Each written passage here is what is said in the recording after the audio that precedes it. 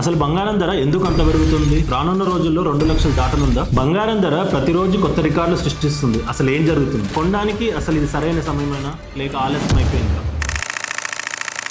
ప్రపంచ రాజకీయాలకు ముఖ్యంగా రష్యా, ఉక్రెయిన్ మధ్య మరియు అమెరికా తీసుకున్న కొన్ని నిర్ణయాలకు ఉన్న సంబంధం ఏంటో కూడా తెలుసుకుందాం. బంగారం పెరగడానికి మొదటి కారణం మరియు అతిపెద్ద కారణం ప్రపంచ రాజకీయ అస్థిరత. ఎకనామిక్స్ టైమ్స్ లాంటి పత్రికల కథనాల ప్రకారం రష్యాపై ఆర్థిక ఆంక్షలు విధించిన తర్వాత చాలా దేశాలు యుఎస్ డాలర్ పై తమ ఆధారపడటాన్ని తగ్గించుకోవాలని నిర్ణయించుకున్నాయి. డాలర్ కు ప్రత్యామ్నాయంగా తమ నిల్వలను బంగారంలోకి మారుస్తున్నాయి. చైనా, ఇండియా, టర్కీ లాంటి దేశాల సెంట్రల్ బ్యాంకులు గత 2 సంవత్సరాలుగా 100 టన్నుల కొద్ది బంగారాన్ని కొని తమ ఖజానాలో నింపుకున్నాయి. మార్కెట్లో ఇంత పెద్ద మొత్తం బంగారం కొనుగోలు జరుగుతున్నప్పుడు డిమాండ్ పెరిగి ధర పెరగడం సహజం. మూడవ కారణం మనందరి ప్రభావితం చేసేది ఇన్ఫ్లేషన్ మరియు వడ్డీ రేట్. మార్కెట్ లో ధరలు పెరుగుతున్నప్పుడు మన కొనుగోలు శక్తిని కాపాడుకోవడానికి బంగారం ఒక మంచి ఆప్షన్. అందుకే ఇన్ఫ్లేషన్ ఎక్కువగా ఉన్నప్పుడు చాలా మంది బంగారంలో పెట్టుబడి పెడతారు. అంతేకాకుండా అమెరికాలో ఎఫ్డిఐ బ్యాంకులు భవిష్యత్తులో వడ్డీ రేట్లను తగ్గించవచ్చనే అంచనాలు ఉన్నాయి. వడ్డీ రేట్లు తగ్గితే డబ్బును బ్యాంకులో ఉంచడం కంటే బంగారంలో పెట్టుబడి పెట్టడం ఎక్కువ లాభం. ఈ అంచనాలతో కూడా ఇన్వెస్టర్లు బంగారాన్ని బాగా కొంటున్నారు. ప్రముఖ ఆర్థిక విశ్లేషణ ప్రకారం ఈ గ్లోబల్ ట్రెండ్స్ ఇలాగనే కొనసాగితే 2025 చివరి నాటికి బంగారం ధర మరింత పెరిగే అవకాశం ఉంది. చివరగా బంగారం ధర పెరగడం అనేది కేవలం ఒక నెంబర్ కాదు. అది ప్రపంచంలో అనిశ్చితికి, భయానికి